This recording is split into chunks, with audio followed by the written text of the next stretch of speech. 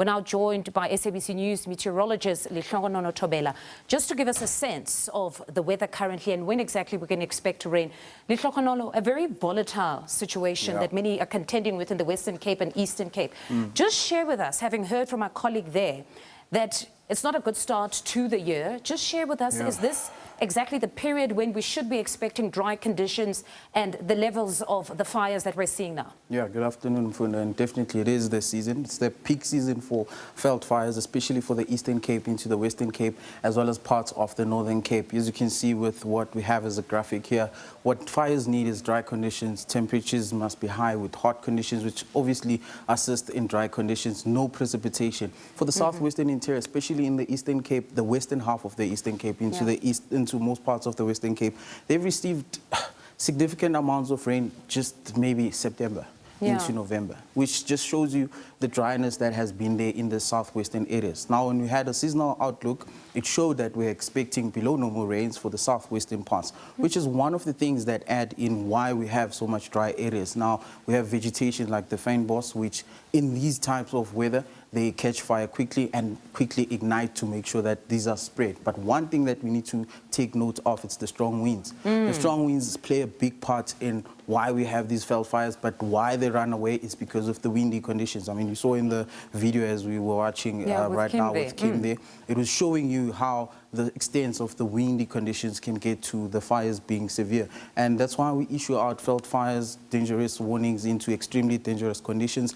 You will see in the forecast, in fact, let me move into the forecast. In the southwestern parts, you're seeing dry conditions. No clouds are expected. Most of the rain was mainly in the eastern parts. Now, if you look at most parts of tomorrow, still expecting fine conditions in the southwestern areas. Kruger, just to point it out on the map, is around this area.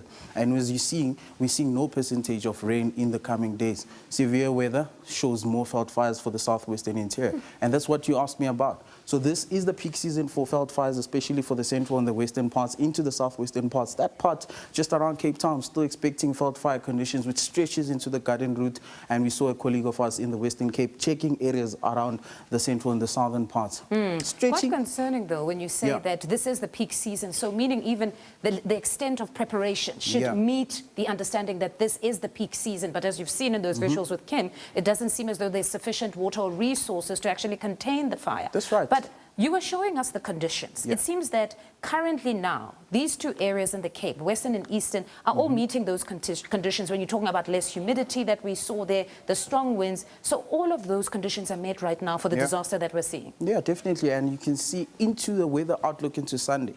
Looking in the southwestern interior, what can you see? Very hot conditions. Extremely hot for the southwestern interior. Most of the rain is in the eastern parts. What the seasonal forecast would suggest is that we're expecting above normal temperatures for the southwestern interior. But added to that, below normal rain.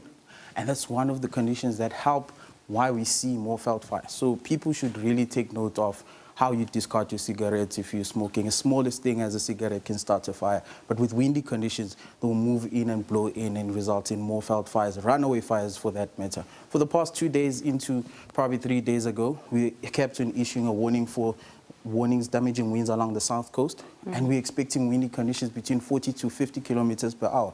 That stretches into most parts of the adjacent interior of where the fires are. And as you've mentioned, it is in the Kruger area, it's in around the Garden Route into the eastern and western parts of the Western Cape. So conditions are really, really bad.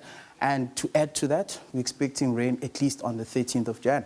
So we're still going to see more days with no rain or any percentage around the area. Yes, it is at 30%, but it's not really enough for it to cover the area.